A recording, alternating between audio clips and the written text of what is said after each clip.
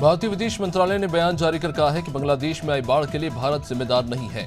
विदेश मंत्रालय ने कहा कि बांग्लादेश में यह अफवाह है कि बाढ़ की वजह से त्रिपुरा में डंबूर बांध का दरवाजा खोलना है, ये सच नहीं है। मंत्रालय ने कहा कि भारत बांग्लादेश से होकर बहने वाली गोमती नदी के आसपास के क्षेत्र में इस साल सबसे ज्यादा बारिश हुई है और इसी वजह से दोनों तरफ समस्याएं हुई। कैमला हैरिस ने डेमोक्रेटिक नेशनल कन्वेंशन के आखिरी दिन शिकागो में अपनी उम्मीदवारी को आधिकारिक तौर पर स्वीकार किया। अपने भाषण में उन्होंने स्वीकार किया कि उनकी उम्मीदवारी बहुत अजीबोगरीब हालात में हुई है। उन्होंने भरोसा दिलाने की कोशिश की कि वो ट्रंप के मुकाबले बेहतर उम्मीदवार है। उन्होंने कहा कि अमेरिकी जनता देश को आगे ले जाने के लिए उन पर यकीन कर सकती है। रूस यूक्रेन जंग की शुरुआत के 2.5 साल बाद प्रधानमंत्री मोदी यूक्रेन जा रहे हैं। वे पोलैंड से 10 घंटे की ट्रेन यात्रा करने के बाद यूक्रेन पहुंचेंगे। इस यात्रा के दौरान प्रधानमंत्री मोदी यूक्रेन की राजधानी कीव में 7 घंटे बिताएंगे। पीएम मोदी का यह दौरा खास इसलिए भी है कि 24 फरवरी 2022 को जब रूस ने यूक्रेन पर हमला किया था, तब से नाटो देशों के अलावा किसी अन्य देश के नेता ने यूक्रेन का दौरा नहीं किया। कोलकाता में ट्रेनी डॉक्टर के रेप मर्डर के विरोध में देश में डॉक्टरों का विरोध प्रदर्शन जारी है। कोलकाता में आज भी डॉक्टर्स हड़ताल पर रहेंगे। उन्होंने सुप्रीम कोर्ट के हड़ताल वापस लेने के आग्रह को मानने से इनकार कर दिया। डॉक्टर्स का कहना है कि हम काम पर नहीं लौटेंगे क्योंकि अभी तक न्याय नहीं मिला।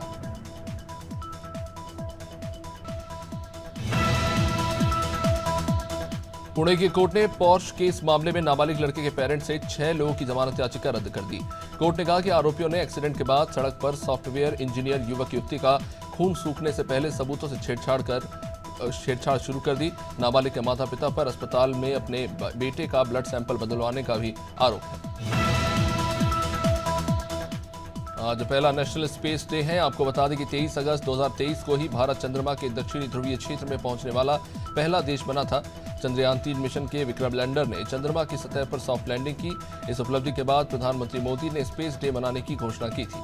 नेशनल स्पेस डे को दिल्ली के भारत मंडपम में सेलिब्रेट किया जा रहा है। ग्वालियर में 28 अगस्त को होने जा रही रीजनल कॉन्क्लेव लघु उद्योगों के विकास का सशक्त माध्यम बनेगी। मुख्यमंत्री मोहन यादव ने ग्वालियर में कलेक्ट्रेट के एनआईसी रूम में वीडियो कॉन्फ्रेंसिंग के जरिए मुरैना, भिंड, दतिया और श्योपुर जिले के उद्योगपतियों से चर्चा की। तो वे शिवपुरी, अशोकनगर और गुना जिले के उद्योगपतियों से भी वर्चुअली संवाद किया। हमीरपुर के जिला कारागार में कैदी ने फांसी लगाकर आत्महत्या कर ली। कैदी का शव जेल के स्टोर में फंदे पर लटकता मिला। मासूम की रेप के बाद हत्या के मामले में 2019 से बंदी जेल में बंद था। मृतक बंदी पप्पू के मुकदमे का ट्रायल चल रहा था। बंदी ने कुरारा के सिवनी गांव में सनसनीखेज वारदात को अंजाम दिया था।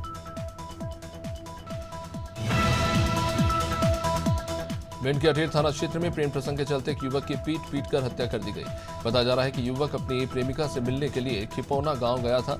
इस दौरान युवती के परिवार वालों ने लाठी डंडे से पीट कर युवक को मौत की घाट उतार दिया। पुलिस ने शव को पोस्टमार्टम के लिए भेज दिया है और जांच शुरू कर दी है।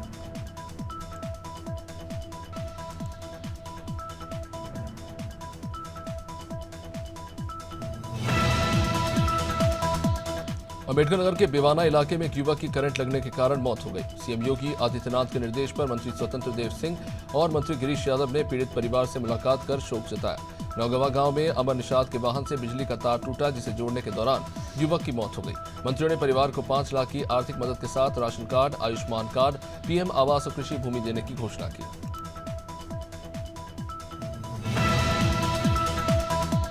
भिंड में रेस्क्यू के दौरान नदी में नाव पलटने से बहे दोनों जवानों के शव पाए गए। ग्वालियर से आई एनडीआरएफ की टीम इनकी तलाश में जुटी हुई थी। तकरीबन 40 से ज्यादा जवान नदी के साथ ही दोनों किनारों और घटनास्थल से 5 किलोमीटर के दायरे में खोजबीन कर रहे थे।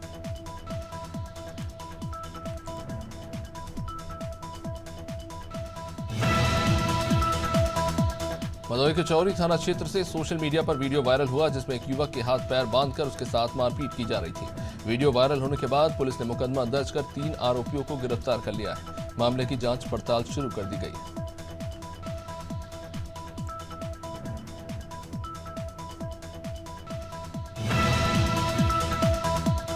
भोपाल पुलिस के लिए सबसे बड़ा सिरदर्द इन दिनों साइबर ठग बने हुए हैं। शातिर ठग अलग अलग राज्यों में बैठकर नए नए तरीके से ठगी की वारदातों को अंजाम दे रहे हैं। मामला भोपाल के कोईफिजा थाना क्षेत्र का एक कारोबारी से शेयर मार्केट में इन्वेस्टमेंट के नाम पर 9,35,000 की ठगी की गई।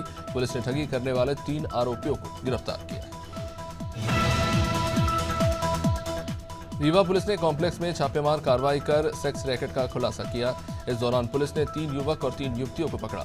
बताया जा रहा है कि सिरमौर चौराहे के तानसेन कॉम्प्लेक्स में एक महिला किराए का मकान लेकर गोरख धंधा कर रही थी। फिलहाल पुलिस इस मामले की जांच करने में जुटी है।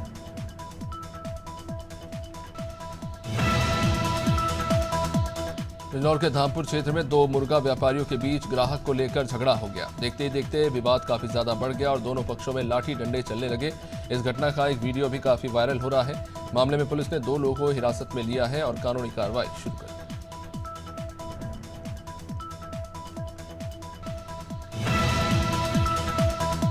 भोपाल के बागसेना थाना क्षेत्र में ज्वेलरी शॉप में लूट करने वाले आरोपियों से पुलिस ने 60 लाख के जेवरात बरामद की। बता दें कि आरोपी आकाश राय और अग्निवीर जवान मास्टरमाइंड मोहित सिंह ने प्लानिंग कर लूट की वारदात को अंजाम दिया था।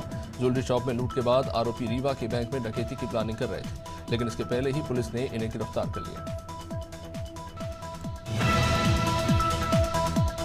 बहराइच से 30 किलोमीटर दूर पयागपुर सामुदायिक स्वास्थ्य केंद्र में मरीज परेशान है। डॉक्टर अपनी मनमर्जी से मरीजों का इलाज करते हैं और कमीशन के चक्कर में बाहर की दवाइयां लिखते हैं। मरीजों का कहना है कि डॉक्टर अस्पताल से नदारत रहते हैं, खुद के क्लिनिक होने से मरीजों का सही इलाज करते नहीं।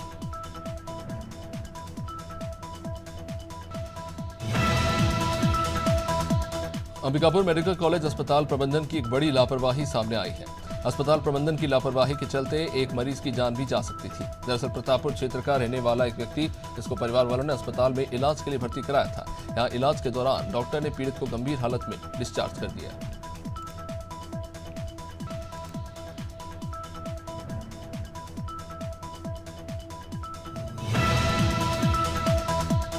श्रावस्ती में बाढ़ प्रभावित एकौना तहसील क्षेत्र के 4 लोगों को बीजेपी विधायक ने आवासीय पट्टा दिया।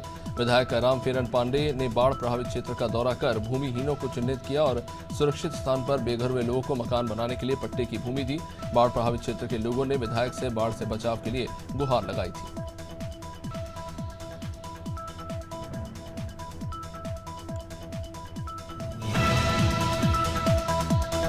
सीतापुर में अवैध कब्जा करने का यह मामला सामने आया है, जहां 2 व्यक्तियों ने सरकारी जमीन पर अवैध कब्जा कर मकान बनाया और शेष जमीन फर्जी तरीके से बेच दी। पीड़ित पंकज कुमार अवस्थी ने डीएम को प्रार्थना पत्र देकर कार्रवाई की मांग की। बता दें कि दोनों व्यक्तियों अशोक सिंह और उत्तर सिंह पर कई धाराओं में मुकदमे दर्ज हैं।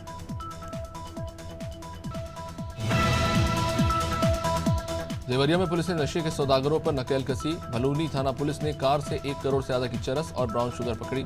साथ ही 2 तस्करों को भी गिरफ्तार किया। जब्त की गई 6.4 किलोग्राम चरस की कीमत तकरीबन 65 लाख रुपए, तो वही 440 ग्राम ब्राउन शुगर की कीमत 50 लाख बताई जा रही है।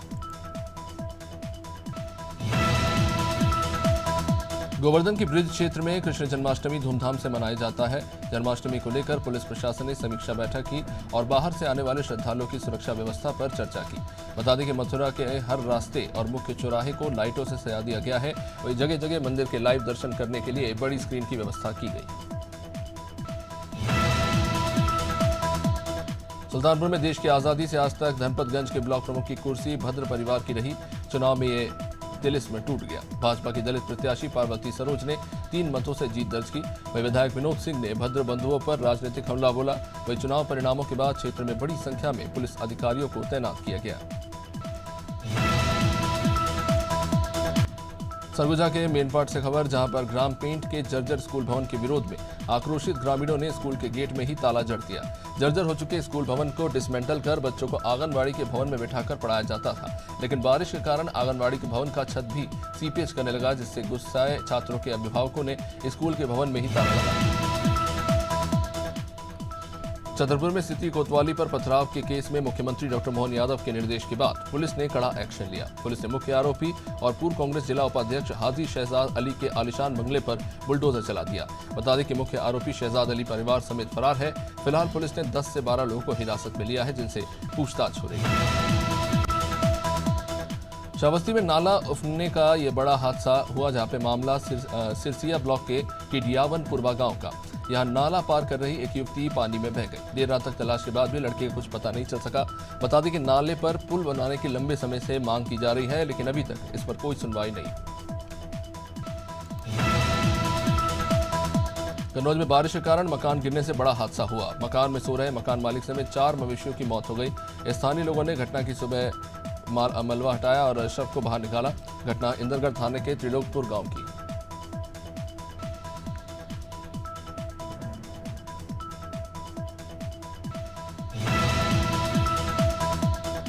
खटीमा में बस की चपेट में आने से एक मासूम की मौत हो गई।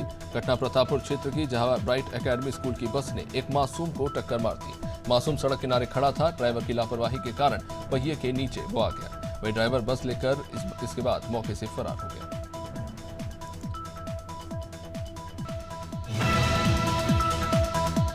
भोपाल से हैदराबाद जा रही बस पाडूना के ग्राम मोही घाट में पलटी। इस हादसे में 3 लोगों की मौके पर ही मौत हो गई। 40 से ज्यादा लोग घायल हो गए। घायलों को सिविल अस्पताल में भर्ती कराया गया, तो वहीं ज्यादा गंभीर लोगों को नागपुर रेफर किया गया। यात्री अंशु यादव ने बताया कि बस चालक नशे में था और तेज रफ्तार में बस चला रहा था, जिससे बस बेकाबू हो गई और खाई में जा गिरी।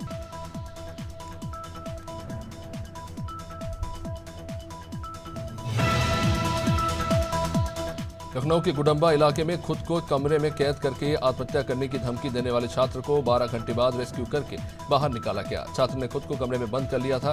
पिता के लाइसेंसी पिस्टल से सुसाइड करने की धमकी दे रहा था। अब इस दौरान छात्र ने 2 राउंड फायर भी किए। मेडिकल रिपोर्ट के आधार पर कार्रवाई की जाएगी।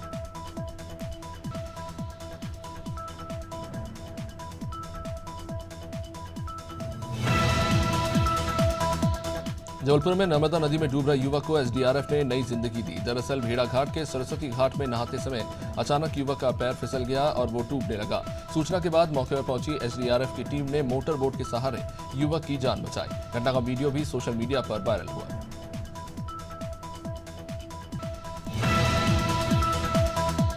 अंबिकापुर में स्टील कारोबारी अक्षत अग्रवाल की हत्या की गुत्थी पुलिस ने सुलझा ली। अक्षय अग्रवाल का कर्मचारी ही उसका कातिल निकला। पुलिस गिरफ्त में आए आरोपी का दावा है कि अक्षत ने खुद ही अपनी हत्या की सुपारी दी थी। पहले गोली भी अक्षत ने ही खुद चलाई खुद पर, और इसके बाद आरोपी ने उस पर 2 गोलियां दागी। पुलिस ने इस मामले में कंपनी के ही पूर्व कर्मचारी को गिरफ्तार किया। महासमुंद के सरायपाली विकासखंड में 4 भाटा प्राइमरी स्कूल का भवन पूरी तरह से जर्जर हो चुका है। बच्चे जान जोखिम में डालकर पढ़ाई कर रहे हैं। स्कूल की छत से प्लास्टर टपक रहा है। जगह जगह पानी लीकेज हो रहा है। जिम्मेदारों से कई बार शिकायत की गई, लेकिन किसी ने भी इस पर ध्यान नहीं दिया।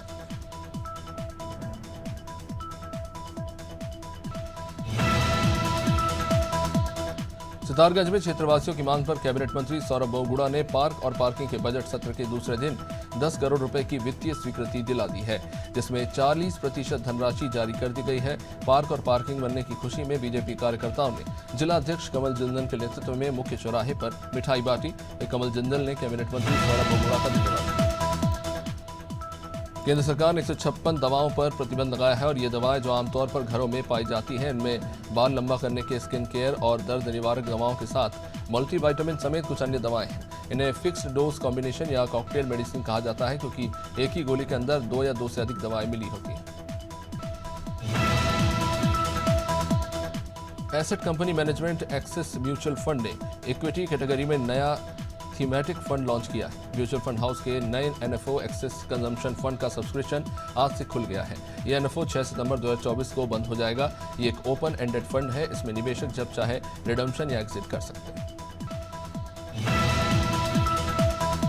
ओरिएंटल टेक्नोलॉजीज के आईपीओ के लिए आज बोली लगाने का आखिरी दिन है। यह आईपीओ 21 अगस्त को ओपन हुआ था, जो दिन में ओरिएंट टेक्नोलॉजीज का आईपीओ टोटल 17.51 गुना सब्सक्राइब हो चुका है। रिटेल कैटेगरी में आईपीओ 25.62 गुना, क्वालिफाइड इंस्टीट्यूशनल बायर्स में 0.16 गुना और नॉन इंस्टीट्यूशनल इन्वेस्टर्स कैटेगरी में 21.75 गुना।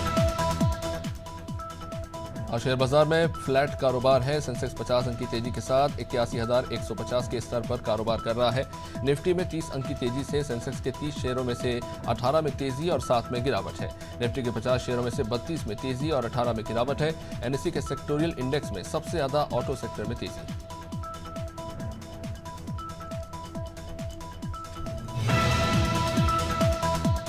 केंद्र सरकार शुगर सेक्टर में बड़े बदलाव करने जा रही है। शुगर कंट्रोल ऑर्डर 1966 में संशोधन की तैयारी है। गन्ने और चीनी उत्पादन में तकनीकी दक्षता के चलते नियमों में अपडेशन का मसौदा लाया गया है। सरकार ने ड्राफ्ट नोटिफिकेशन जारी कर दिया है। ड्राफ्ट नियमों के मुताबिक सरकार की मंजूरी के बिना चीनी और बाय प्रोडक्ट्स का उत्पाद नहीं किया जा सकेगा।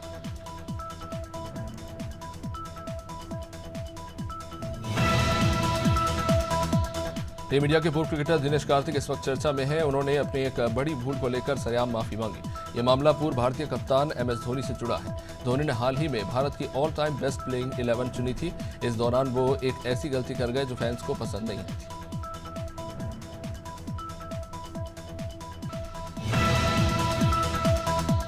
भारत के star javelin thrower Neeraj Chopra ने एक बार फिर कमाल कर दिखाया है। नीरज ने स्विट्जरलैंड में लुसाने डायमंड लीग 2024 में सीजन का बेस्ट थ्रो फेंका। उन्होंने अपने आखिरी प्रयास में 79.49 मीटर दूर भाला फेंक दिया। इस थ्रो के दम पर नीरज ने फाइनल के लिए क्वालिफाई कर लिया है।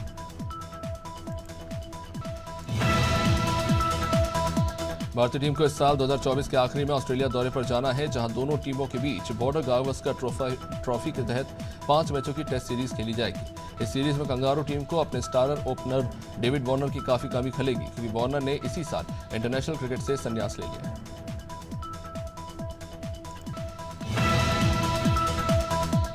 हाल ही में अरशद वारसी का एक बयान सुर्खियों में रहा, जिसमें उन्होंने प्रभास को जोकर कहा था। इस इंटरव्यू में अरशद वारसी ने बताया कि साल 1992 में उन्हें एक फिल्म का गाना कोरियोग्राफ करने के लिए 1 लाख रुपए फीस ऑफर हुई थी, लेकिन उन्हें पूरी फीस नहीं दी गई। अरशद के इस दावे पर फिल्म प्रोड्यूसर बॉनी कपूर ने रिएक्शन दिया। उन्होंने कहा है कि कुछ लोग मीडिया अटेंशन के लिए ऐसा बयान देते हैं। Documentary series angry young man के हालिया एपिसोड में जावेद अख्तर ने अपनी पर्सनल लाइफ पर बात की। उन्होंने अपनी पहली शादी के बारे में भी खुलकर बात की। उनकी ये शादी तब टूटी थी जब वे सलीम खान से अलग हो गए थे। उन्होंने कहा कि हनी इस दुनिया में एक ऐसी शख्स है जिनके लिए वो खुद को दोषी महसूस करते हैं।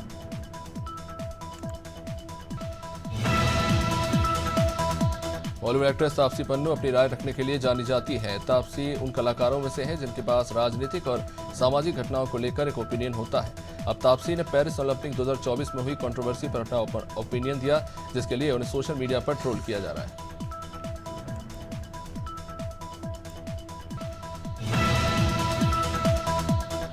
मध्य प्रदेश में एक बार फिर तेज बारिश का दौर शुरू हो गया है। भोपाल, इंदौर, नर्मदापुरम और रतलाम समेत कुछ जिलों में गुरुवार रात से ही बारिश हो रही है। मौसम विभाग के मुताबिक बंगाल की खाड़ी और अरब सागर में लो प्रेशर एरिया की वजह से प्रदेश में बारिश का स्ट्रॉन्ग सिस्टम एक्टिव हुआ है। अगले 4 दिन यानी 26 अगस्त तक तेज बारिश का दौर जारी रहेगा। यूपी में अगस्त महीने में मानसून मेहरबान है। मथुरा में देर रात के बाद सुबह फिर जबरदस्त बारिश हुई। कई क्षेत्रों में पानी इतना भर गया कि बुलडोजर से लोगों को रेस्क्यू करना पड़ा। मौसम विभाग ने 23 जिलों में भारी बारिश का अलर्ट जारी किया है। 50 जिलों में गरज चमक के साथ बूंदाबांदी की संभावना जताई है। गुरुवार को 54 जिलों में 6.1 मिलीमीटर बारिश हुई, जो नॉर्मल से 17% कम है। छत्तीसगढ़ में एक बार फिर बारिश का दौर शुरू हो चुका है। कोरबा और पेंड्रा में सुबह से ही तेज बारिश हो रही है, जिससे कई इलाकों में जलभराव हो गया। मौसम विभाग ने 15 जिलों में आज बारिश का येलो अलर्ट जारी किया है। वहीं अगले 2 दिन 24 और 25 अगस्त को भी 17 जिलों में बारिश की चेतावनी है।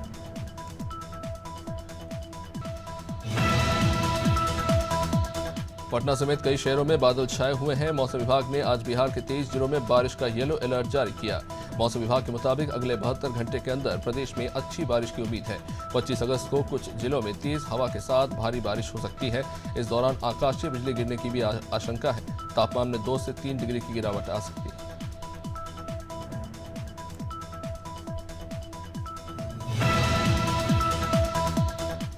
रांची सहित पूरे झारखंड में 26 अगस्त तक रुक रुक कर बारिश की संभावना है। 23 और 24 अगस्त को 5 जिलों में भारी बारिश का अनुमान है। इसे लेकर ऑरेंज अलर्ट जारी कर दिया गया है। जिन जिलों में भारी बारिश की चेतावनी दी गई है, उसमें पलामू, लातेहार, चतरा, गढ़वा और लोहरदग्गा का क्षेत्र शामिल है।